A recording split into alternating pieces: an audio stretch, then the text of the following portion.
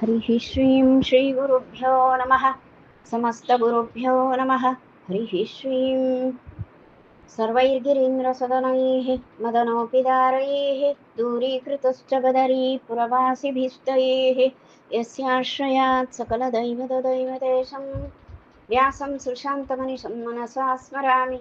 आचार्यः पवनोऽस्माकम् आचार्याणि च भारती देवो नारायणः श्रीशः देवी मंगलदेवता।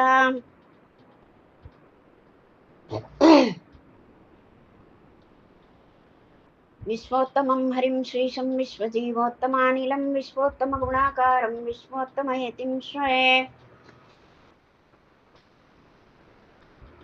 अशेषवेदान्तकृतान्तसारव्याख्याविहारान् हरिभक्तिसिन्धून् त्रिविक्रमार्यान् परमान् गुरून् मे नारायणार्यांश्च गुरून् नमामि। माङ्गल्यप्रदते मनोहरगिरा मुग्धास्मि सेयं तव श्रीमत्पादसरोजयोः सुभग गोविन्दार्य मे मानसं माद्यद्यद्यपि चञ्चरीकति सदा हृन्मन्दिरं पावयन् ईशावास्यमदो विधेहि भगवद्भक्तिं प्रदेहि स्थिराम्। हरिः श्रीं श्रीगुरुभ्यो नमः। समस्तगुरुभ्यो नमः। हरिः श्रीं ಶ್ರೀಮನ್ಮಧ್ವವಿಜಯ ಮಹಾಕಾವ್ಯದ 5ನೇ ಸರ್ಗದಲ್ಲಿ ನಾವು ವಿಚಾರ ಮಾಡ್ತಾ ಇರುವಂಥದ್ದು ತಿರುವನಂತಪುರದಲ್ಲಿ ಪೂರ್ಣಪ್ರಜ್ಞರು ಇದ್ದುಕೊಂಡು ಅಲ್ಲಿ ಶಿಷ್ಯರಿಗೆಲ್ಲ ನಿತ್ಯವೂ ಪಾಠ ಹೇಳ್ತಾ ಇದ್ರು. ಅದು ಎಂದಿನ ದಿನಚರಿ. ಆ ಶಿಷ್ಯರಿಗೆ ಪಾಠ ಹೇಳುವ ಕಾಲಕ್ಕೆ ಅನೇಕ ಜನ ತಿರುವನಂತಪುರದ ವಿದ್ವಾಂಸರೆಲ್ಲರೂ ಸೇರಿಬಿಟ್ಟಿದ್ರು. ಯಾಕೆಂದ್ರೆ ಎಲ್ಲರಿಗೂ ಕೂಡ ಇವರು ಅತ್ಯಂತ ಸರಳವಾಗಿ ಅತ್ಯುತ್ತಮವಾದಂತಹ ಎಲ್ಲ ಶ್ರುತಿ ತಾತ್ಪರ್ಯವನ್ನು ತಿಳಿಸ್ತಾರೆ. ಹೀಗೆಲ್ಲ ಅಲ್ಲಿ ಒಂದು ಸಣ್ಣ ವಲಯದ ಪ್ರಸಿದ್ಧಿ ಪ್ರಾರಂಭ ಆಯಿತು. ಹಾಗಾಗಿ ಬಹುಜನ ಸೇರಿದರು. ಹೀಗಾಗಿ ಅವರು ಎಲ್ಲಿ ಉಳಿದು ಏನು ಪಾಠ ಹೇಳ್ತಿದ್ರು ಅದಕ್ಕಿಂತ ದೊಡ್ಡ ಸ್ಥಳದಲ್ಲಿ ಹೆಚ್ಚಿನ ಜನರು ಕುಳಿತುಕೊಳ್ಳುವ ಅವಕಾಶ ಇರುವಂಥ ಸ್ಥಳದಲ್ಲಿ ಅವರ ಪಾಠ ನಿತ್ಯದ ಪಾಠವೇ. ಆದರೆ ಅಲ್ಲಿ ಸೇರಿದ ವಿದ್ವಾಂಸರ ಸಂಖ್ಯೆ ಬಹಳ ಆಗಿತ್ತು. ಅವರೆಲ್ಲ ತಿರುವನಂತಪುರದ ಜನರಾಗಿದ್ದರು. ಮತ್ತು ಅಲ್ಲಿ ಪಾಠ ನಡೆಯುವಾಗ ಆ ಸಮೀಪಕ್ಕಿರುವ ಕುದುಪುಸ್ತೂರಿನಲ್ಲಿದ್ದಂತಹ ಒಬ್ಬ ದುರಾತ್ಮನಾದಂತಹ ವಿದ್ವಾಂಸ ಬಂದ. ಅವನು ಮತ್ಯಾರೋ ಅಲ್ಲ, ಹಿಂದೆ ಮಣಿಮಾನ್ ಅಂತಾಗಿದ್ನಲ್ಲ, ಭೀಮಾವತಾರ ಕಾಲಕ್ಕೆ ಮಣಿಮಾನ್ ಅಂತ ಒಂದು ಕ್ರೋಧವಶ ವರ್ಗದಲ್ಲಿ ಇದ್ದಂಥವ. ಅವನೇ ಭೂಲೋಕದಲ್ಲಿ ಕಲಿಯುಗದಲ್ಲಿ ಅವನು ಹುಟ್ಟಿ ಅವನು ಮಾಯಾವಾದವನ್ನ ಪ್ರಚಾರ ಮಾಡಿದ. ಇದಿಷ್ಟು ನಮಗೆ ಗೊತ್ತಿದೆ. ಅವನೇ ಮತ್ತೆ ಈಗ ಮುಖ್ಯಪ್ರಾಣದೇವರ ಮಧ್ವಾವತಾರ ಕಾಲದಲ್ಲಿಯೂ ಕೂಡ ಕುದುಪುಸ್ತೂರಿನಲ್ಲಿ ಮತ್ತೆ ಹುಟ್ಟಿದ್ದ. ಅವನನ್ನು ಕುದುಪುಸ್ತೂರ ಅಂತಲೇ ಕರೀತಾರೆ. ಅವನು ಈಗ ಬಂದು ಆಚಾರ್ಯರನ್ನ ಕಂಡು, ಅಂದರೆ ಪೂರ್ಣಪ್ರಜ್ಞರನ್ನು ನೋಡುವಾಗ ಅವನಿಗೆ ಅತಿಶಯವಾದ ದ್ವೇಷ ಉಂಟಾಯಿತು. ಮಹಾದ್ವೇಷ ಹಾಗೂ ಅಸೂಯೆ. ಮೊದಲಿಗೆ ಅಸೂಯೆ ಹುಟ್ಟುತ್ತದೆ. ಆ ಅಸೂಯೆ ಬೆಳೆದು ಬೆಳೆದು ದ್ವೇಷವಾಗಿ ಪರಿವರ್ತನೆ ಆಗ್ತದೆ. ಆ ಅಸೂಯೆ ಇರುವವರು, ದ್ವೇಷ ತುಂಬಿದವರು, ಅವರ ಮಾತು ಸಾಧಾರಣವಾಗಿರುವುದಿಲ್ಲ. ನೀವು ಕೊರಳು ಕೊಯ್ಕೊಳ್ಬೇಕಂತ ಕೆಟ್ಟ ಮಾತನ್ನ ಆಡ್ತಾರೆ. ಅಂಥ ದುಷ್ಟ ಅವ ಬಂದು ಹಠ ಮಾಡಿದ.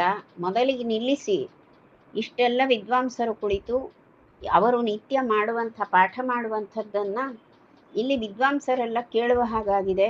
ಇದು ಬಹಳ ನಿಷಿದ್ಧವಾದದ್ದು. ಯಾಕೆಂದ್ರೆ ಸ್ವಯಂ ಸೂತ್ರಗಳಿಗೆ ಸ್ವಯಂ ಭಾಷ್ಯ ಬರೆಯದವ ಹೀಗೆ ಭಾಷ್ಯವನ್ನು ಕುರಿತು ಆ ಸೂತ್ರಗಳನ್ನು ಕುರಿತು ಮಾತಾಡ್ತಾನೆ. ಅಂದ್ರೆ ಸೂತ್ರಗಳನ್ನು ಕುರಿತು ಭಾಷ್ಯ ಬರೆದವ ಮಾತಾಡಬೇಕು. ಇವ ಹೊಸ ರೀತಿಯಲ್ಲಿ ಸಾಂಪ್ರದಾಯಿಕವಾಗಿ ಮೊದಲಿನಿಂದ ಇದ್ದದ್ದನ್ನ ಬಿಟ್ಟು ಅದರಲ್ಲಿ ವ್ಯತ್ಯಾಸವನ್ನ ಮಾಡಿ ಅದಕ್ಕೆ ವಿರೋಧಿಸಿ ತನ್ನದೇ ಆದಂತಹ ಹೊಸ ಕ್ರಮದಲ್ಲಿ ಸೂತ್ರಗಳಿಗೆ ವ್ಯಾಖ್ಯಾನವನ್ನ ಮಾಡ್ತಾ ಇದ್ದಾನೆ. ಇದೊಂದು ಅಪರಾಧ. ಮೇಲಾಗಿ ಇವ ಏನು ಭಾಷ್ಯ ಬರೆದವನಲ್ಲ, ಕೇವಲ ಒಬ್ಬ ಸನ್ಯಾಸಿ. ಹೀಗೆ ಬಂದು ಹೇಳುವಂಥದ್ದು ಮಹಾಪರಾಧ. ಸೂತ್ರಗಳಿಗೆ ವೇದವ್ಯಾಸರಿಗೆ ಅಪಚಾರ ಮಾಡ್ತಾನೆ, ಹಾಗಾಗಿ ಇದನ್ನು ನಿಲ್ಲಿಸಬೇಕು ಅಂತ ಎದುರುವಾದಿಸಿದ. ಆದರೆ ಅಲ್ಲಿರುವಂತಹ ಆ ಜನರು ಯಾರೂ ಅವನನ್ನು ಗೌರವಿಸಲಿಲ್ಲ. ಮತ್ತು ಆಚಾರ್ಯರು ಮುಗುಳ್ನಗೆಯಿಂದ ಆಯಿತು, ನಾವು ರಚಿಸುವ ಯಾವುದು ಸೂತ್ರಗಳಿಗೆ ಭಾಷ್ಯ ರಚನೆ ಮಾಡಲಿಕ್ಕೆ ಏನು ತಡ ಇಲ್ಲ, ಅದನ್ನು ನಾವು ಮಾಡುವ, ಅದರ ಬಗ್ಗೆ ತೊಂದರೆ ಇಲ್ಲ, ನಿತ್ಯದ ಪಾಠನ ಮಾಡ್ತೇನೆ ಅಂತ ಅಷ್ಟೇ ಇವರು ಹೇಳಿದ್ದು. ಆಗ ಆ ಸಭೆಯಲ್ಲಿ ಇದ್ದಂಥವರು ಬಹುಜನ ಸಾಮುದ್ರಿಕ ಲಕ್ಷಣವನ್ನು ತಿಳಿದ ವಿದ್ವಾಂಸರು ನಿತ್ಯವೂ ಬಂದು ಕೂತ್ಕೊಳ್ತಿದ್ರು. ಬಹುಜನರಿಗೆ ಸಾಮಾನ್ಯ ಸಾಮುದ್ರಿಕ ಲಕ್ಷಣ ಗೊತ್ತಿದೆ, ಅದರಲ್ಲಿ ವಿಶೇಷ ತಜ್ಞರಿದ್ದಾರೆ, ಸಾಮುದ್ರಿಕ ತಜ್ಞರೇ ಇದ್ದಾರೆ. ಅವರೆಲ್ಲರೂ ಆಚಾರ್ಯರನ್ನು ಗಮನಿಸಿದರು, ಚೆನ್ನಾಗಿ ಲಕ್ಷಣವನ್ನು ನೋಡಿದರು. ಇಂತಹ ಲಕ್ಷಣ ಇರುವಂತಹ ಪುರುಷ ಅಂದರೆ ಇವ ಸಾಮಾನ್ಯನಲ್ಲ, ನಿಮ್ಮ ಜಗದ್ಗುರು ಹೇಳಿ ಜಗದ್ಗುರು ಲಕ್ಷಣ ಇವು ಎನ್ನುವುದನ್ನು ತೀರ್ಮಾನ ಮಾಡಿಬಿಟ್ರು. ಹಾಗಾಗಿ ಅಲ್ಲಿ ವಿದ್ವಾಂಸರು ಯಾರು ಕೂಡ ಎದ್ದು ಹೋಗ್ಲಿಲ್ಲ. ಮತ್ತಷ್ಟು ಜನ ಬಂದು ಕೂತ್ಕೊಂಡ್ರು. ಜಗದ್ಗುರುವೇ ಬಂದು ಕೂತು ಇಲ್ಲಿ ಮಾತಾಡ್ತಾ ಇರುವುದು, ಹಾಗಾಗಿ ಇವರನ್ನು ಬಿಡ್ಲಿಕ್ಕಿಲ್ಲ ನಾವು ಅಂತ ಜನ ಸೇರಿದ್ರು. ಇದರಿಂದ ಬೇಸರ ಆಯಿತು ಅವನಿಗೆ. ಅವನ ಶಿಷ್ಯರು ಅವನಂಥವರೇ, ದುರಾತ್ಮರೇ ಸೇರಿಬಿಡ್ತಾರೆ. ಅವರೆಲ್ಲ ಹೇಳಿದರು, ಸ್ಪಿಂಗ್ ಮಾತ್ರ ಸಂಶಂಸನಮೇವ ಚಕ್ರಿರೇ. ಸ್ಪಿಗ್ ಎನ್ನುವಂತಹ ದೋಷ ನಮ್ಮಲ್ಲೆಲ್ಲ ತುಂಬಿಕೊಂಡಿರ್ತದೆ, ಹೆಚ್ಚಿನ ಜನ, ಅದರಲ್ಲೂ ಸ್ತ್ರೀಯರಿಗೆ. ಆ ಸ್ಪಿಗ್ದೂಷಣ ದೋಷ, ಅದು ಸ್ಪಿಗ್ ದೋಷ ಅಂತ. ಅದು ಬಹುಮಂದಿಗೆ, ವಿಶೇಷವಾಗಿ ನಗರ ಪ್ರದೇಶದವರಿಗೆ ಹೆಚ್ಚಾಗ್ತದೆ. ಅದರಲ್ಲಿಯೂ ಹೆಚ್ಚು ಶ್ರಮ ಜೀವನ ಇಲ್ಲದೆ ಆರಾಮ್ನಲ್ಲಿ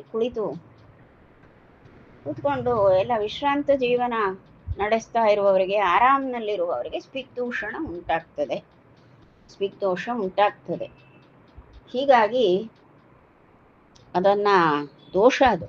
ಆದರೆ ಅದನ್ನು ಹೊಗಳಿದ್ರು. ಸ್ಪಿಗ್ದೂಷಣಾನಿ ಪ್ರತಿಪಾದಯತ್ಯಲಂ ಸಂಪೂರ್ಣ ಸಂಖ್ಯೇಸ್ಯತು ಲಕ್ಷ್ಮಶಾಸ್ತ್ರತಃ ತದ್ದಂಡ ಸಂಖಂಡನ ಸಂಶ್ರವಂ ವ್ಯಧಾದ್ ತದಕ್ಷಮೋಸೌ ಪ್ರಕೃತಿರ್ಹಿ ಸಾಸತಾಂ. ಆ ಸ್ಪಿಗ್ದೂಷಣವೇ ಅಂದರೆ ಸ್ಪಿಗ್ದೋಷವೇ ಬಹಳ ದೊಡ್ಡದವು ಅಂತ ಆ ಶಿಷ್ಯರೆಲ್ಲ ಮತ್ತೆ ಮತ್ತೆ ಮತ್ತೆ ಚೆನ್ನಾಗಿ ವರ್ಣಿಸ್ತಿದ್ದಾರೆ.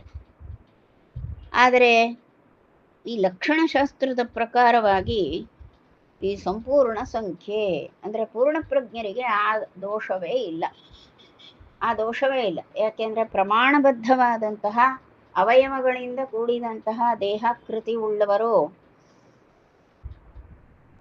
ಯಾವ ಪೂರ್ಣ ಪ್ರಜ್ಞರು, ಅವರಲ್ಲಿ ಈ ದೋಷ ಅಂದರೆ ಹೇಗೆ ಬರ್ತದೆ? ದೋಷ ದೂರರೇ ಅವರು, ಸ್ವರೂಪದಿಂದ ದೋಷ ದೂರರು. ಆಗ ಇವನು ನೋಡಿದ, ಅಲ್ಲೆಲ್ಲ ಲಕ್ಷಣಶಾಸ್ತ್ರಗಳನ್ನು ಬಲ್ಲವರಿದ್ದಾರೆ, ಅವರೆಲ್ಲ ಇವರನ್ನು ಜಗದ್ಗುರುಗಳು ಅಂತಾರೆ. ಇವನಿಗೆ ಮಾತ್ರ ಹೊಟ್ಟೆಯಲ್ಲಿ ಬೆಂಕಿ ಬಿದ್ದ ಹಾಗೆ ಆಗ್ತದೆ, ಅಷ್ಟು ಅಸೂಯೆ, ಅಷ್ಟು ದ್ವೇಷ ಆಗ್ತದೆ. ಸಹಜ. ಯಾಕೆ ಗೊತ್ತಾ? ಅವರು ಮುಖ್ಯಪ್ರಾಣದೇವರ ರೂಪಾಂತರ. ಆ ಮುಖ್ಯಪ್ರಾಣದೇವರು ಈಗ ಭೂಮಿಯಲ್ಲಿ ಯತಿ ರೂಪದಲ್ಲಿ ಇರುವವರು. ಅವರನ್ನು ಕಂಡ್ರೆ ದ್ವೇಷ ಬರಲೇಬೇಕು. ಹರಿಯ ಮೇಲೆ ದ್ವೇಷ, ಹರಿಭಕ್ತರಲ್ಲಿ ದ್ವೇಷ. ಆ ಹರಿಭಕ್ತರಲ್ಲೂ ಅಗ್ರಗಣ್ಯರಾಗಿರುವಂತಹ ಋಜುದೇವತಾ ವರ್ಗದ ಮೇಲೆ ಮಹಾದ್ವೇಷ. ಇವೆಲ್ಲ ದುರಾತ್ಮರಿಗೆ ಸಹಜವಾಗಿ ಬರುವಂಥದ್ದು.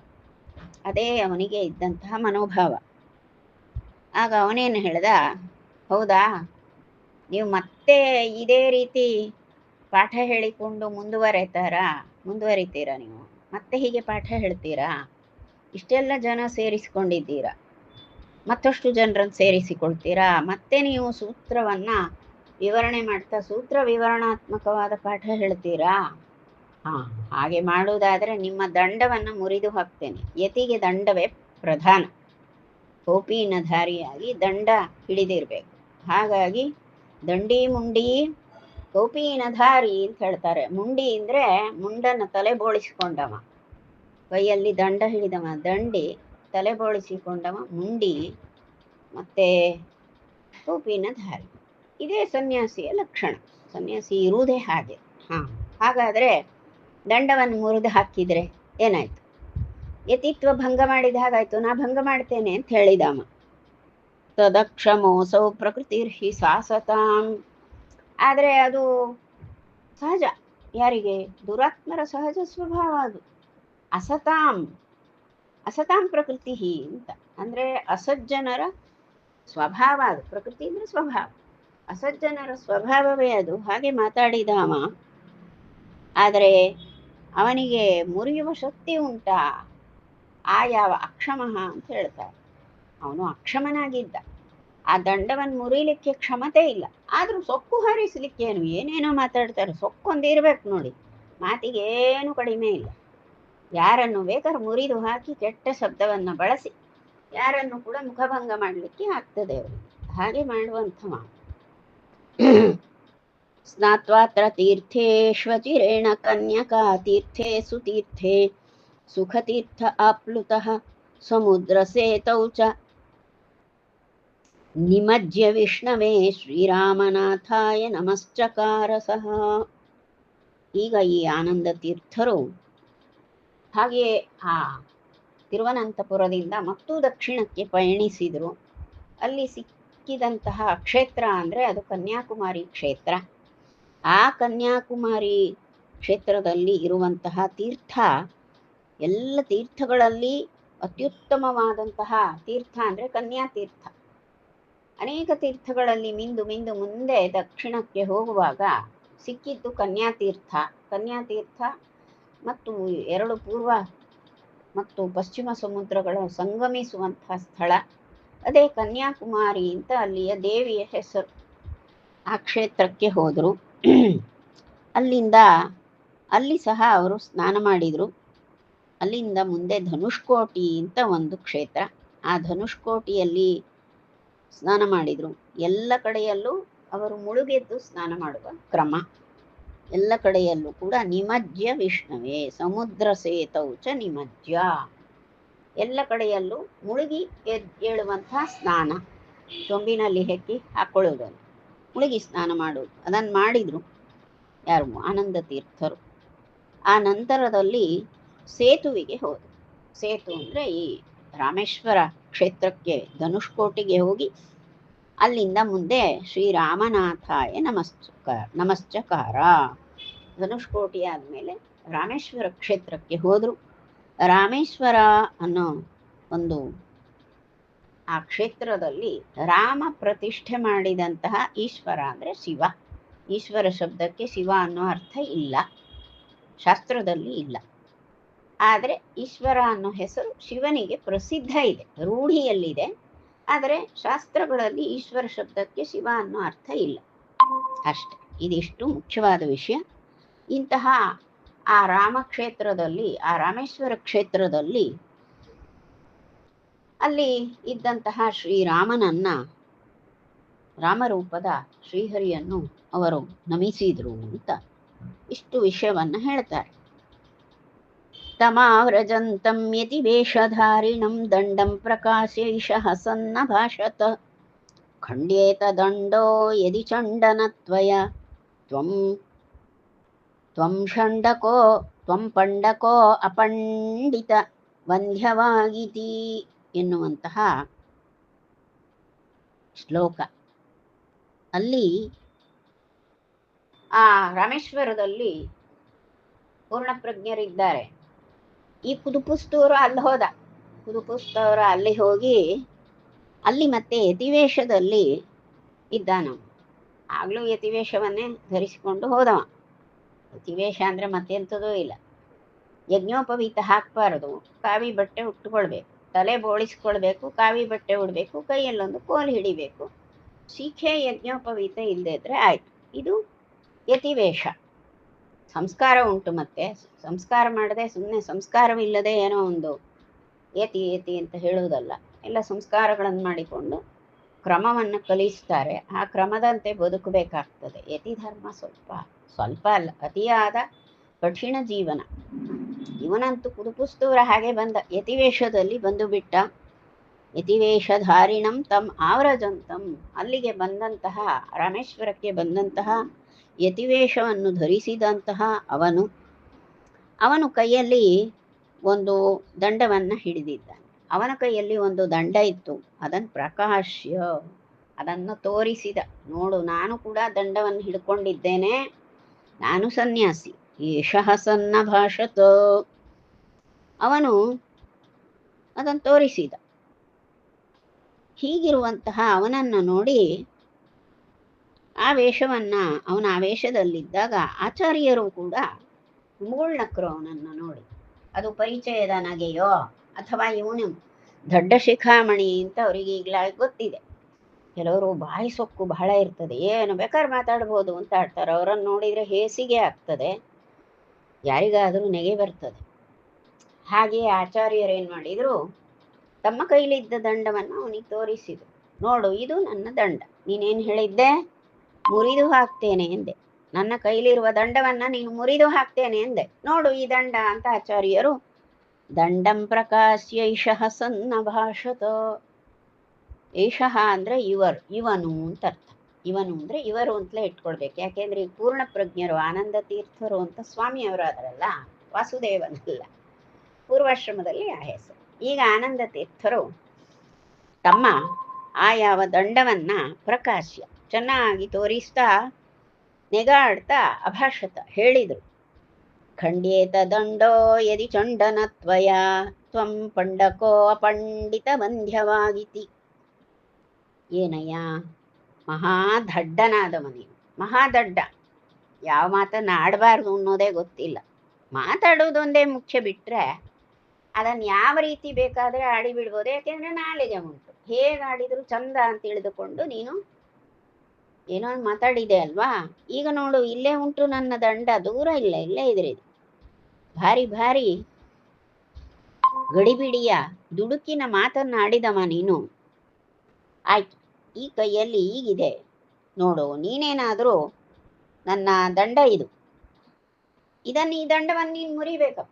ಈ ದಂಡವನ್ನು ನೀನು ಮುರಿದೇ ಇದ್ರೆ, ಈಗಾಗಲೇ ನೀನು ಪ್ರತಿಜ್ಞೆ ಮಾಡಿಬಿಟ್ಟಿದ್ದೀಯ ಅಲ್ವಾ, ದಂಡ ಮುರಿದು ಹಾಕ್ತೇನೆ ಅಂತ. ಈ ದಂಡಖಂಡನವನ್ನು ನೀನು ಮಾಡದೇ ಇದ್ರೆ ನೀನು ಹೇಳಿ ಆಗ್ತೀಯ. ಹೆದರಿ ಬಿಟ್ಟು ದೂರ ನಿಂತರೆ ಹೇಳಿ ಆಗ್ತೀಯ, ಮತ್ತು ಆಡಿದ ಮಾತನ್ನು ನಡೆಸಲಿಲ್ಲ ಅಂತ ಆಗ್ತದೆ. ಹಾಗಾದರೆ ಈ ದಂಡವನ್ನು ನೀನು ಮುರಿದೇ ಇದ್ರೆ ನಿನ್ನ ಮಾತು ತಪ್ಪಿದ ಹಾಗಾಗ್ತದೆ, ಮತ್ತು ನೀನು ಹೇಳಿ ಅಂತ ಆಗ್ತದೆ. ಭಾರಿ ಕೊಚ್ಚಿದೆ ಅಲ್ಲ ನೀನು, ಎಷ್ಟು ಕೊಚ್ಚಿಕೊಂಡೆ, ದಂಡವನ್ನು ಮುರಿದು ಹಾಕ್ತೆ ಅಂದೆಯಲ್ಲ, ತಗೋ ನೋಡು ಅಂತ ತೋರಿಸಿದ್ರು. ಲಜ್ಜಾನತ ಸ್ವಾರ್ಥಂ ಅಥಾರ್ಥಯನ್ ಅಸನ್ ಉಪೇಕ್ಷ್ಯತಾಸೌ ದ್ವಿಜನಾಯಕೈಸ್ತಥಾ ತದಾ ಆನಂದಯಂತಂ ವದನೇಂದುನಾ ಜಗತ್ತಂ ದ್ವೇಷ್ಟಿಕಃ ಪ್ರಾಜ್ಞಮಿಹೇತಿ ವಾದಿಭಿಃ.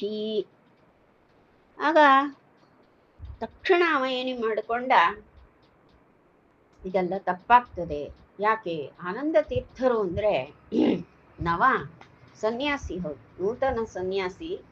ಅಲ್ಲೆಲ್ಲ ಆ ಕ್ಷೇತ್ರಗಳಲ್ಲೆಲ್ಲ ಸಂಚಾರ ಮಾಡ್ತಾರೆ. ಯಾವ ಕ್ಷೇತ್ರಕ್ಕೆ ಹೋದರೂ ಜನರು ಅವರಲ್ಲಿ ವಿಶೇಷವಾದಂತಹ ಆದರವನ್ನು ಮಾಡ್ತಾರೆ. ಯಾಕೆ ಗೊತ್ತಾ, ತಿರುವನಂತಪುರದಲ್ಲಿ ಅವರನ್ನು ಕಂಡ ಜನ ಮತ್ತೆ ಮುಂದಿನ ಬಂಧುಗಳಿಗೆ ಜನರಿಗೆ ಹೇಳಿ ಕಳಿಸ್ತಾರೆ. ಇಲ್ಲಿಗೆ ಕನ್ಯಾಕುಮಾರಿಯಲ್ಲಿ ಜನ ಸೇರ್ತಾರೆ. ಅದು ಹೇಗೆ ಸೇರ್ತಾರೆ, ಯಾಕೆ ಅಂದರೆ ಅದಾಗಲೇ ಗೊತ್ತಾಗಿದೆ, ಆನಂದ ತೀರ್ಥರು ಅಂದರೆ ಮಹನೀಯ ಜಗದ್ಗುರು ರಕ್ಷಣಾ ಉಳ್ಳವರು ಅಂತ. ಹಾಗಾಗಿ ಜನ ನೋಡ್ಲಿಕ್ಕೆ ಬರ್ತಾರೆ, ಮತ್ತಷ್ಟು ಜನ ಬರ್ತಾರೆ, ಅವರ ಮಾತನ್ನ ಮತ್ತೆ ಮತ್ತೆ ಕೇಳಲೇಬೇಕು ಅಂತ ಬರ್ತಾರೆ. ಇಷ್ಟು ಒಂದು ಅಪರಿಮಿತವಾದಂತಹ ಪ್ರಭಾವಶಾಲಿ ಈ ಸನ್ಯಾಸಿ. ಈ ಸನ್ಯಾಸಿಯ ದಂಡವನ್ನು ಮುರಿದರೆ ತಾನು ಏನಾದೆ, ಏನು ಬೇಕಾದ್ರೂ ಯಾವ ದುಸ್ಥಿತಿಗೂ ಹೋಗ್ಬೋದು. ಆದರೆ ಮಾತಾಡಿದ್ದು ಕೂಡ ಅಪಚಾರದ ಮಾತು. ಸನ್ಯಾಸಿಯ ದಂಡವನ್ನು ಮುರಿದು ಹಾಕ್ತೇನೆ ಅಂದ್ರೆ ಅರ್ಥ ಏನು? ಒಬ್ಬ ಸುಮಂಗಲಿಗೆ ಆಡಬಾರದ ಮಾತುಗಳನ್ನು ಆಡ್ತಾರೆ ಕೆಲವರು. ಆ ರೀತಿಯ ಲಕ್ಷಣ ಅದು. ಹಾಗಾಗಿ ಅವನದನ್ನು ಆಡಿದ್ದ. ಈಗ ಅದೇ ಕೆಲಸ ಮಾಡಲಿಕ್ಕೆ ಹೋದರೆ ಹೊಡೆಸ್ಕೊಳ್ಳೋದು ಗ್ಯಾರಂಟಿ. ಹೀಗಾಗಿ ಅವ ತಲೆ ತಗ್ಗಿಸಿಬಿಟ್ಟ. ಲಜ್ಜಾನತಃ, ತನ್ನ ಮಾತಿಗೆ ತನಗೇ ನಾಚಿಕೆ ಆಯಿತು, ತಲೆ ತಗ್ಗಿಸಿದ. ಮತ್ತೆ ಇವರಲ್ಲಿ ಬೇಡಿಕೊಂಡ. ಮತ್ತೆ ಅರ್ಥಾರ್ಥಯನ್, ಮತ್ತೆ ಪುನಃ ಬೇಡಿಕೊಂಡ, ಇಲ್ಲ ನಾನು ದಂಡ ಮುರಿಯುವುದಿಲ್ಲ, ನೀವು ಯತಿಗಳ ದಂಡವನ್ನು ನಾನು ಮುರಿಯಲಾರೆ ಅಂತ ಹೇಳಿದ. ಮತ್ತು ಅವನೊಟ್ಟಿಗೆ ಕೆಲ ಜನ ಬಂದಿದ್ರು. ಅವನೊಟ್ಟಿಗೆ ಬಂದಂತಹ ಜನರು ಅವರೆಲ್ಲರೂ ಕೂಡ ಚೆನ್ನಾಗಿ ಅವನೊಟ್ಟಿಗೆ ಬರುವಾಗ ಬಂದ್ಬಿಟ್ರು. ಎಲ್ಲಿಗೆ? ರಾಮೇಶ್ವರದವರೆಗೆ ಜನ ಬಂದರು ಅವನೊಟ್ಟಿಗೆ, ಎಲ್ಲ ಬ್ರಾಹ್ಮಣರೇ. ಎಲ್ಲರೂ ಕೂಡ ಅವನನ್ನು ಚೆನ್ನಾಗಿ ಗದರಿದರು. ನೀನು ಎಂಥ ದುಷ್ಟ ಕಾರ್ಯ ಮಾಡ್ತೀಯ, ಸನ್ಯಾಸಿಯ ದಂಡವನ್ನು ಮುರಿಯುವಷ್ಟು ಸೊಕ್ಕಿನ ನಡತೆ, ಸೊಕ್ಕಿನ ಮಾತುಗಳನ್ನು ಆಡಿದೀಯ ನೀನು ಅಂತ ಅವರೆಲ್ಲರೂ ಕೂಡ, ಅವರೆಲ್ಲ ಬ್ರಾಹ್ಮಣ ಶ್ರೇಷ್ಠರೇ ಆಗಿದ್ದರು, ಎಲ್ಲ ನಂಬುವುದ್ರಿ ಜನ. ಯಾರೂ ಒಪ್ಪಲಿಲ್ಲ, ಇಂಥ ಕಾರ್ಯಗಳನ್ನೆಲ್ಲ ಮಾಡಲಿಕ್ಕಿಲ್ಲ, ರಾಮೇಶ್ವರ ನಾವು ಬಂದದ್ದಷ್ಟೇ. ಆನಂದ ತೀರ್ಥರ ದಂಡ ಮುರಿತಾನೆ ಸನ್ಯಾಸಿ, ಅವರು ಕ್ರಮ ಪ್ರಕಾರವಾಗಿ ಸನ್ಯಾಸ ಸ್ವೀಕಾರ ಮಾಡಿದಂಥವರು, ಇಷ್ಟು ಪ್ರಭಾವಶಾಲಿಯಾಗಿ ಉತ್ತಮ ವಿಷಯಗಳನ್ನು ಹೇಳುವಂಥವರು, ಅವರ ಉಪದೇಶವನ್ನು ಕೇಳಬೇಕು. ಅವರ ದಂಡವನ್ನು ಮುರಿತಾನೆ ಅಂದರೆ ಇದೆಂಥ ಸೊಕ್ಕು ನಿಂದು, ಹಾಗಾಗಿ ನೀನು ನಮಗೆ ಏನೂ ಅಲ್ಲ, ಬೇಡ ಅಂತ ಅವನನ್ನ ಎಲ್ಲರೂ ಕೂಡ ಹೀಯಾಳಿಸಿದ್ರು. ಅವನೊಟ್ಟಿಗೆ ಬಂದ ಜನರೇ ಅವನನ್ನು ಹೀಯಾಳಿಸಿದ್ರು. ಹೀಗಾಗಿ ಅವನು ಇವರ ಮುಂದೆ, ಅಂದರೆ ಆನಂದ ತೀರ್ಥರ ಮುಂದೆ ತಲೆ ತಗ್ಗಿಸಿ ನಾಚಿ ತನ್ನ ಒಂದು ಹುಚ್ಚು ಮಾತುಗಳಿಗೆಲ್ಲ ಪಶ್ಚಾತ್ತಾಪ ಆಯಿತು ಅವನಿಗೆ. ಆದರೆ ಸೊಕ್ಕಿದೆ, ಅವನು ದುರಾತ್ಮ, ಅಂತರಂಗದಲ್ಲಿ ದುರಾತ್ಮ ಅವನು. ಯಾಕೆ ಅಂದರೆ ಒಂದು ವಿಷಯ, ಪೂರ್ಣಪ್ರಜ್ಞರಂದ್ರೆ ಹೇಗಿದ್ದಾರೆ? ಆನಂದಯಂತಂ ವದನೇಂದುನಾ ಜಗದ್, ಇಡೀ ಜಗತ್ತನ್ನ ತನ್ನ ಚಂದ್ರನಂತಹ ಮುಖದಿಂದ ಆನಂದಿಸ್ತಾರೆ. ಪೂರ್ಣಾಕಾರದ ಚಂದ್ರನನ್ನು ನೋಡಿದಾಗ ಇಡೀ ಜಗತ್ತು ಆನಂದ ಪಡುತ್ತದೆ. ಹಾಗೆಯೇ ಇಡೀ ಜಗತ್ತನ್ನು ಆನಂದಪಡಿಸುವಂತಹ ಪೂರ್ಣಾಕಾರದ ಚಂದ್ರನಂತಹ ಮುಖವುಳ್ಳಂತಹ ಆನಂದ ತೀರ್ಥರನ್ನು ನೋಡಿ ಯಾರು ತಾನೇ ದ್ವೇಷ ಮಾಡ್ತಾರೆ? ದುರಾತ್ಮರು ದ್ವೇಷಿಸ್ತಾರಷ್ಟೆ.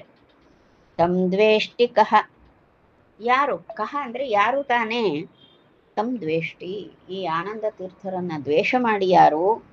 ಪ್ರಾಜ್ಞಮಿಹೇತಿವಾದಿಭಿಹಿ, ಈ ಮಹಾಪ್ರಾಜ್ಞನಾದವನು ಅಂದರೆ ಸರ್ವಜ್ಞನಾದಂತಹ ಆನಂದ ತೀರ್ಥರು, ಅವರು ಕೊಡುವಂತಹ ಆನಂದ ಎಷ್ಟು ಹಿರಿದಲ್ವ. ಹೀಗಾಗಿ ಎಂತಹ ವಾದಿಗಳಾದರೂ ಕೂಡ, ವಾದಿಗಳೆಲ್ಲ ಬಂದು ಅವರನ್ನು ಕಾಣಬೇಕು ಅಂತ ಬರುವಂತಹ ವಾದಿಗಳಿದ್ದಾರೆ. ಹಾಗಾಗಿ ಯಾರೂ ಕೂಡ ಈ ಸರ್ವಜ್ಞರಾದಂತಹ ಈ ಆನಂದ ತೀರ್ಥರನ್ನ ಇಹ ಅಂದರೆ ಈ ಭೂಮಿಯಲ್ಲಿ ನೋಡಿ ಆನಂದ ಪಟ್ಟರು. ಎಲ್ಲರನ್ನು ಕೂಡ ಆನಂದಪಡಿಸುವಂತಹ ಆ ಪೂರ್ಣಾಕಾರದ ಚಂದ್ರನಂತೆ ಇರುವ ಮುಖವು ಉಳ್ಳವರು ಆನಂದ ತೀರ್ಥರು ಅಂತ ಹೀಗೆ ಇಷ್ಟನ್ನು ಹೇಳ್ತಾರೆ. ಇದು ಕುದುಪುಸ್ತೂರನ ಈ ಒಂದು ದುರಾಗ್ರಹ, ದುಷ್ಟ ಮನೋಭಾವ, ದುಷ್ಟ ವಾಕ್ಯಗಳು. ಕಡೆಗೆ ಅವನ ಒಟ್ಟಿಗೆ ಇದ್ದಂತಹ ಜನರೇ ಅವನನ್ನ ಎಲ್ಲರೂ ಕೂಡ ಹೀಯಾಳಿಸಿದ್ದು, ಹೀಗೆಲ್ಲ ನಡೆದು ಹೋಯಿತು. ಇವೆಲ್ಲ ನಡೆದದ್ದು ರಾಮೇಶ್ವರದಲ್ಲಿ. ಯಾಯಾ ಪ್ರಸಕ್ತಾಃ ಪರಿಷತ್ಸು ಪೂರುಷೈಃ ವಿದ್ಯಾ ವಿದಗ್ಧೈಃ ವಿವಿಧೈಃ ಸಮಾಗಮೇ ಸತಾಸು ತಾಸು ಪ್ರತಿಭಾತಿ ಭಾಸುರೋ ವಿದ್ಯಾಸು ವಿದ್ಯಾಧಿಪತಿರ್ಜಿಗಾಯತಾನ್. ಅನೇಕ ಸಭೆಗಳು, ಹೋದಲ್ಲೆಲ್ಲ ಸಭೆ ಆಗ್ತದೆ, ವಿದ್ಯುತ್ ಸಭೆ ಆಗ್ತದೆ. ಸ್ವಾಮಿಗಳು ಬಂದರೆ ಸಭೆ ಸೇರು ದೊಡ್ಡ ವಿಷಯ ಅಲ್ಲ. ಯಾರೋ ಒಬ್ಬ ಸ್ವಾಮಿಗಳು ಬರ್ತಾರಪ್ಪ, ಇಲ್ಲಿಗೆ ಬೆಂಗಳೂರಿನಂಥ ಊರು, ಬೆಂಗಳೂರಿಗೆ ಸ್ವಾಮಿಗಳೆಲ್ಲ ಭಾಳ ಜಾಸ್ತಿ ಬರೋದು. ಹೀಗಾಗಿ ಬಾಲ್ಯಕಾಲದಿಂದ ಬಹುಜನ ಸ್ವಾಮಿಗಳ ಸನ್ಯಾಸಿಗಳ ಮಾತುಗಳನ್ನು ಕೇಳಿ ರೂಢಿ ಉಂಟು ನನಗೆ. ಹೀಗಾಗಿ ಅದು ರಾಜಧಾನಿ ನಗರಗಳಿಗೆ ಬರ್ತಾರೆ. ಆಚಾರ್ಯರು ಹಾಗೆ ರಾಜಧಾನಿ ನಗರ ಅಂತ ಹುಡುಕಿ ಹೋದವರಲ್ಲ. ಆಚಾರ್ಯರು ಹೀಗೆ ಕ್ಷೇತ್ರಾಟನೆ ಮಾಡ್ತಾ ಇದ್ದಾರೆ. ಈಗ ರಾಮೇಶ್ವರದಲ್ಲಿ ಇದ್ದಾರಲ್ವಾ, ಎಲ್ಲಿ ಹೋದರೂ ಕೂಡ ಅನೇಕ ರೀತಿಯ ಸಭೆಗಳಾದವು. ಆ ಕಾಲದಲ್ಲಿ ತತ್ವನಿರ್ಣಯ, ವಾದ, ಶಾಸ್ತ್ರ ವಿಚಾರವನ್ನೇ ಮಾತಾಡುವಂಥ ರೂಢಿ. ಯಾಕೆ ಅಂದರೆ ಇಡೀ ನಮ್ಮ ದೇಶ, ನೇಪಾಳ ಎಲ್ಲವೂ ಸೇರಿ ಸಂಸ್ಕೃತವೇ ಸಂವಹನ ಭಾಷೆ. ಈಗ ಇಂಗ್ಲೀಷ್ ಹೇಗೆ ಅಲ್ವಾ, ನಾವು ಓ ಎಸ್ ಫೈನ್ ಅಂತ ಹೀಗೆಲ್ಲ ಶೈಲಿ ಮಾಡಿ ಮಾತಾಡುವಾಗ ಓ ಥ್ಯಾಂಕ್ಸ್ ಫೈನ್ ಅಂತ ಹೀಗೆಲ್ಲ ಹೇಳ್ತಾರೆ. ಬಹಳ ಒಳ್ಳೆ ಶೈಲಿಯಲ್ಲೇ ಹೇಳ್ತಾರೆ, ಮ್ಯಾಮ್ ಮ್ಯಾಮ್ ಅಂತಾರೆ. ಹಾಗೆಲ್ಲ ಹೇಳುವಾಗ ಖುಷಿ ಅನ್ನಿಸ್ತದೆ ಕೇಳುವವರಿಗೆ. ಹೌದಾ? ಕೇಳುವವರಿಗೆ ಅದೇ ಖುಷಿ. ಎಲ್ಲಾದರೂ ಸಂಸ್ಕೃತದಲ್ಲಿ ಮಹೋದಯ ಅಂದ್ಬಿಟ್ರೆ ಹೆದರಿ ಹೋಗ್ತಾರೆ. ಇದೆ ಅಂತ ಎಲ್ಲೋ ಯಾವುದೋ ದೇಶದಿಂದ ಹಿಡ್ಕೊಂಡು ಬಂದಿರೋ ಕಾಡು ಪ್ರಾಣಿ ಅನಿಸ್ತದೆ.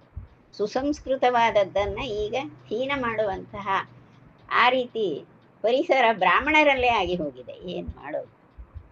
ನೋಡಬಾರದನ್ನೆಲ್ಲ ನೋಡುವಂಥ ಸ್ಥಿತಿ.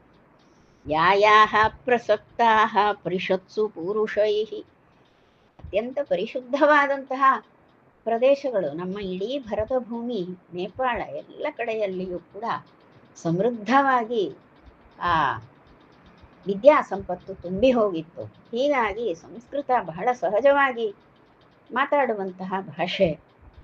ಶಾಸ್ತ್ರಜ್ಞರೇ, ಬ್ರಾಹ್ಮಣರಂತೂ ಎಲ್ಲರೂ ಶಾಸ್ತ್ರ ಬಲ್ಲವರೇ ಆಗಿದ್ರು, ಶಾಸ್ತ್ರ ನಿಂದೆ ಮಾಡುವವರು ಇರಲಿಲ್ಲ, ಎಲ್ಲರೂ ಕೂಡ ಶಾಸ್ತ್ರ ಬಲ್ಲವರಾಗಿದ್ರು. ಹಾಗಾಗಿ ಒಬ್ಬ ಸನ್ಯಾಸಿ ಬಂದಿದ್ದಾರೆ ಅಂದ ಕೂಡಲೇ ಅನೇಕ ವಿದ್ವಾಂಸರು ಒಟ್ಟಾಗಿ ಸೇರಿ ಬಿಡ್ತಿದ್ರು.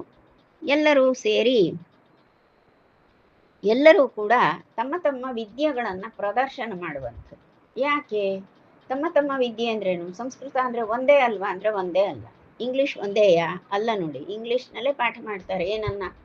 ಇಂಜಿನಿಯರಿಂಗ್ ಪಾಠ ಮಾಡ್ತಾರೆ, ಮೆಡಿಸನ್ ಪಾಠ ಮಾಡ್ತಾರೆ, ಲಾವನ್ನು ಹೇಳಿಕೊಡ್ತಾರೆ, ಮತ್ತು ಬಿಸಿನೆಸ್ ಅಡ್ಮಿನಿಸ್ಟ್ರೇಷನ್ ಅಂತ ಉಂಟು, ಆರ್ಕಿಟೆಕ್ಚರ್ ಉಂಟು, ಏನೇನು ಉಂಟು ಎಲ್ಲ ಇಂಗ್ಲೀಷಲ್ಲೇ ಹೇಳೋದು. ಒಂದೇ ಇಂಗ್ಲೀಷ್ ಅನ್ನೋ ಭಾಷೆಯ ಅಡಿಯಲ್ಲಿ ಸಾಕಷ್ಟು ಬೇರೆ ಬೇರೆ ವಿಷಯಗಳುಂಟು. ಹಾಗೆಯೇ ಒಂದು ಸಂಸ್ಕೃತ ಏನು, ಯಾಕೆಂದರೆ ಈಗ ಅದೇ ಅರ್ಥ ಆಗೋದು, ಅದಕ್ಕಾಗಿ ಹೇಳ್ತಾ ಇದ್ದೇನೆ.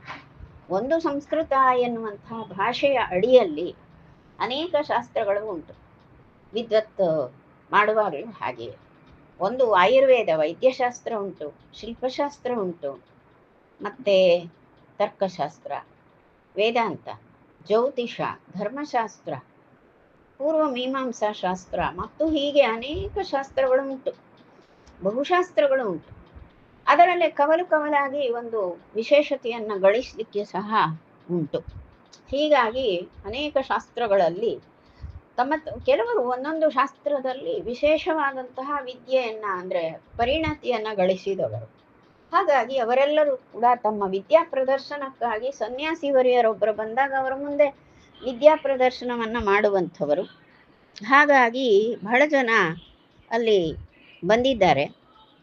ಆವಾಗ ಅವರೆಲ್ಲರೂ ನಮ್ಮ ವಿದ್ಯೆ ಇದು ಉಂಟು ಸ್ವಾಮಿ, ನಾವು ತರ್ಕದಲ್ಲಿ ಮೇಲಿದ್ದೇವೆ, ನ್ಯಾಯಶಾಸ್ತ್ರದಲ್ಲಿ ಮೇಲಿದ್ದೇವೆ, ನಾನು ಅರ್ಥಶಾಸ್ತ್ರದಲ್ಲಿ, ನಾನು ಧರ್ಮಶಾಸ್ತ್ರದಲ್ಲಿ. ಹೌದಾ?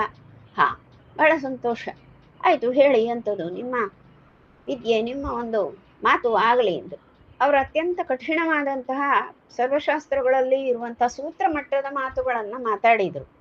ಆಚಾರ್ಯರು ಅದನ್ನು ಕೇಳಿದರು. ಮತ್ತೆ ಇದರಲ್ಲಿ ನಿಮ್ಮದೇನು, ನೀವು ವೇದಾಂತಿ ಅಲ್ವಾ? ಹೌದು, ನಾನು ವೇದಾಂತಿ. ಹಾಂ, ಹಾಗಾದರೆ ನೋಡಿ, ನಾವು ಧರ್ಮಶಾಸ್ತ್ರದಲ್ಲಿ ಹೀಗೆ ಉಂಟು ಒಬ್ಬ, ಇನ್ನೊಬ್ಬ ನ್ಯಾಯಶಾಸ್ತ್ರದಲ್ಲಿ, ಮತ್ತೊಬ್ಬ ವ್ಯಾಕರಣಶಾಸ್ತ್ರ, ಮತ್ತೊಬ್ಬ ಜ್ಯೋತಿಷ, ಹೀಗೆ ಒಬ್ಬೊಬ್ಬರು ತಮ್ಮ ತಮ್ಮದೇ ಶಾಸ್ತ್ರಗಳಲ್ಲಿ ಬಹುರೀತಿಯ ವಾದಗಳನ್ನು ಮುಂದಿಟ್ರು. ಹಾಗಾಗಿ ನೀವೇನು ಹೇಳ್ತೀರಾ ಇದರಲ್ಲಿ? ನಿಮಗೇನಾದರೂ ಇದರಲ್ಲಿ ನಿಮಗೇನು ಗೊತ್ತಿದೆ? ನೋಡಿ, ನಾವು ಎಷ್ಟಿದ್ದೇವೆ ಅಂತ. ಆಗ ಅವರು ಹೇಳಿದರು, ನೀನು ಆಡಿದ ಮಾತಿನಲ್ಲಿ ದೋಷ ಉಂಟು. ಯಾಕೆ ಅಂದರೆ ನೀನು ಹೇಳುವಂತಹ ಶಾಸ್ತ್ರದಲ್ಲಿ ಇರುವಂತಹ ಸೂತ್ರಗಳನ್ನು ರಚನೆ ಮಾಡಿದ ಋಷಿಗಳ ಅಭಿಪ್ರಾಯ ಇದಲ್ಲ. ನೀವು ವ್ಯತ್ಯಸ್ತವಾಗಿ ಹೇಳ್ತೀಯ ಅಂತೆ. ಆ ಸೂತ್ರ, ಅದರ ಮೊದಲಿನ ಸೂತ್ರಗಳು, ನಂತರದ ಸೂತ್ರಗಳು ಏನೆಲ್ಲ ಇದ್ದಿತ್ತು, ಆ ಎಲ್ಲ ಸಸಂಬಂಧಿಯಾದಂತಹ ವಿಷಯಗಳನ್ನೆಲ್ಲ ಆಚಾರ್ಯರು ಮುಂದಿರಿಸಿದರು. ಅವನು ತಾನು ಪರಿಣತ ಅದರಲ್ಲಿ ಅಂತ ತಿಳಿದೆಯಾ, ಅವನ ಪರಿಣತಿ ಏನೂ ಇಲ್ಲ ಅಂತ ಸ್ಪಷ್ಟವಾಯಿತು. ಹೋಗಿ ಸುಮ್ಮನೆ ಕುಳಿತ. ಹೀಗೆ ಎಲ್ಲ ಶಾಸ್ತ್ರಿಗಳನ್ನು ಕೂಡ ಗೆದ್ದಂತಹ ಮಹಾಶಾಸ್ತ್ರಿ ಯಾರು? ಸರ್ವಜ್ಞಾಚಾರ್ಯರು. ವಿದ್ಯಾಸು ವಿದ್ಯಾಧಿಪತಿರ್ಜಿಗಾಯತಾನ್. ಹೀಗಾಗಿ ವಿದ್ಯಾಸು ಪ್ರತಿಭಾತಿ ಭಾಸುರಃ ಅಂತ ಹೇಳ್ತಾರೆ. ಸತಾ ಸುತಾಸು ಪ್ರತಿಭಾತಿ ಭಾಸುರಃ. ಅತ್ಯಂತ ಲೋಕಕ್ಕೆ ಬೆಳಕು ಚೆಲ್ಲುವಂತಹ ಬೆಳಗುವ ನಮ್ಮ ಆನಂದ ತೀರ್ಥರು ಎಲ್ಲ ವಿದ್ಯೆಗಳಲ್ಲಿಯೂ ಕೂಡ ತಾಸು ವಿದ್ಯಾಸು, ಆಯಾ ಶಾಸ್ತ್ರಗಳಲ್ಲಿ ತಾವು ತಮ್ಮ ವಾದವನ್ನು ಮುಂದಿರಿಸಿ, ಅವರು ಮಾತಾಡಿದ್ದರಲ್ಲಿ ದೋಷವನ್ನೂ ತೋರಿಸಿ, ಎಲ್ಲ ಶಾಸ್ತ್ರಗಳಲ್ಲಿಯೂ ಕೂಡ ತಮಗಿರುವ ಪರಿಣತಿಯನ್ನು ತೋರಿಸಿ. ಹಾಗಾಗಿ ಎಲ್ಲ ಶಾಸ್ತ್ರಗಳಲ್ಲಿ ಸಾಕಷ್ಟು ಪಾಂಡಿತ್ಯ ಗಳಿಸಿದಂತಹ ಜನರೆಲ್ಲ, ಅವರೆಲ್ಲ ಸೋಲಲೇಬೇಕಾಯಿತು ಆಚಾರ್ಯರ ಆ ಪ್ರತಿಭೆಯ ಬೆಳಕಿನ ಮುಂದೆ ಎಲ್ಲರೂ ಕೂಡ ತಲೆ ತಗ್ಗಿಸಬೇಕು. ಅಂತಹ ಮಹಾಪ್ರತಿಭಾ ಸಂಪನ್ನರು ಆಚಾರ್ಯ ಮಧ್ವರು. ಅಚಾಲ್ಯಮಾನಃ ಸಗುರುಸ್ಸ ಚಾಪಲೈಃ ಅಸಜ್ಜನಾನಾಂ ಅಬಲೀಯಸಾಮಿಹ ಉವಾಸಮಾಸಾಂಶ್ಚತುರೋ ಮಹಾಮನಾಃ ಸಿಂಹೋ ಗುಹಾಂತೋಪಗತಶ್ಚುನಾಮಿವ. ಅನೇಕ ಜನ ಮಹಾ ದುರಾತ್ಮರಿದ್ದರು. ಆ ದುರಾತ್ಮರಿಗೆ ಆಚಾರ್ಯರನ್ನು ಭಂಗಿಸಬೇಕು ಅಂತ ಆಸೆ, ಪೂರ್ಣಪ್ರಜ್ಞರನ್ನು ಭಂಗಿಸುವ ಆಸೆ. ಅದಕ್ಕಾಗಿ ಬಹುರೀತಿಯ ದೌರಾತ್ಮ್ಯ ಮಾಡಲಿಕ್ಕೆ ಬಂದವರು. ಆದರೆ ಅವರೆಲ್ಲ ದುರ್ಬಲರು. ಯಾಕೆ? ಆ ದುರ್ಬಲತೆ ಇದೆ, ದುರಾತ್ಮ ಬುದ್ಧಿ ಇದೆ, ದೌರಾತ್ಮ್ಯ ತುಂಬಿದೆ ಮನಸ್ಸಿನಲ್ಲಿ. ಆ ದುರಾತ್ಮರು ದುರ್ಬಲರೇ ಆಗಿರ್ತಾರೆ. ಯಾಕೆ ಅಂದರೆ ಅತ್ಯಂತ ಪ್ರಬಲರು ಯಾರು ಅಂದರೆ ಪೂರ್ಣಪ್ರಜ್ಞರು. ಅವರ ಬಹುರೀತಿಯ ಆ ಉಪದ್ರವ ಮಾಡಲಿಕ್ಕೆ ಬಂದವರು. ಅವರೆಲ್ಲರನ್ನು ಕೂಡ ಆಚಾರ್ಯರು ಮರ್ದಿಸಿಬಿಟ್ರು. ಯಾರೂ ಕೂಡ ಆಚಾರ್ಯರ ಎದುರಿಗೆ ಏನೂ ಮಾಡಲಿಕ್ಕೆ ಸಾಧ್ಯ ಆಗಲಿಲ್ಲ. ಎಲ್ಲರೂ ತಮ್ಮ ತಮ್ಮ ಉಪದ್ರವವನ್ನು ಲೋಕದಲ್ಲಿ ತಾವು ದುಷ್ಟರು ಅಂತ ಪ್ರದರ್ಶನ ಮಾಡಿಕೊಂಡು ಎಲ್ಲರೂ ಸುಮ್ಮನೆ ಆಗಬೇಕಾಯ್ತು. ಜೊತೆಗಿದ್ದವರು ಪೂರ್ಣಪ್ರಜ್ಞರ ಜೊತೆಗಿದ್ದವರು ಅಚ್ಯುತ ಪ್ರಜ್ಞರು. ಹೀಗೆ ಗುರು ಶಿಷ್ಯರಿಬ್ಬರೂ ಈ ನಾನಾ ಕ್ಷೇತ್ರಗಳಲ್ಲಿ ಪರ್ಯಟನೆ ಮಾಡಿ ರಾಮೇಶ್ವರದಲ್ಲಿ ಬಂದು ಕುಳಿತಾಗ, ಆಗ ಚಾತುರ್ಮಾಸ್ಯ ಕಾಲ, 4 ತಿಂಗಳ ಚಾತುರ್ಮಾಸ್ಯವನ್ನು ರಾಮೇಶ್ವರದಲ್ಲಿ ಆಚಾರ್ಯರು ಕಳೆದರು. ಆಗ ಆ ಪೂರ್ಣಪ್ರಜ್ಞರು ಹೇಗಿದ್ದಾರೆ ಅಂದರೆ, ಒಂದೇ ಸ್ಥಳದಲ್ಲಿ 4 ತಿಂಗಳಿದ್ರು. ಅದು ಹೇಗೆ ಅಂದರೆ, ಒಂದು ಗುಹೆಗೆ ಗುಹೆಯಲ್ಲಿ ಸೇರಿದ ಸಿಂಹನ ಹಾಗೆ ಆಚಾರ್ಯರಿದ್ದಾರೆ. ಆದರೆ ಗುಹಾಂತೋಪಗತಃ. ಆಗ ಅಲ್ಲಿ ಚಾತುರ್ಮಾಸ್ಯಕ್ಕೆ ಅಲ್ಲಿ ನಿಂತರು. ಆದರೆ ಏನು ಮಾಡುವುದು? ನಾಯಿಗಳು ಎಲ್ಲ ಊರಲ್ಲೂ ಇರ್ತವೆ. ಹಾದಿ ಬೀದಿ ನಾಯಿಗಳು ಸುಮ್ಮನೆ ಇರುವುದಿಲ್ಲ, ಇಡೀ ದಿನ ಬೌಗುಡ್ತದೆ. ರಾತ್ರಿಯಲ್ಲಂತೂ ಬಹುರೀತಿಯಾಗಿ ಕುನ್ನಿಗಳ ಕೂಗಾಟ ಇರ್ತದೆ. ಹಾಗೆ ಕುನ್ನಿಗಳು ಕೂಗಾಡುವ ಹಾದಿ ಬೀದಿಯ ಕುನ್ನಿಗಳ ಹಾಗೆ ಈ ಎಲ್ಲ ದುರಾತ್ಮರು ಕೂಡ ಬಹುರೀತಿಯಾಗಿ ಕೂಗಾಡುವಂಥವರು. ಹೊಟ್ಟೆ ಕಿಚ್ಚು, ಬಹಳ ಅಸೂಯೆಯಿಂದ ಹಾರಾಡಿ ಹಾರಾಡಿ ಕೂಗಾಟ ಮಾಡುವಂತಹ ಕುನ್ನಿಗಳ ಹಾಗೆ ದುರಾತ್ಮರಿದ್ದರು. ಅವರೆಲ್ಲ ದುರಾತ್ಮರು, ದುರ್ಬುದ್ಧಿ ಇರುವವರು, ದುರ್ಬಲರೂ ಆಗಿದ್ದರು.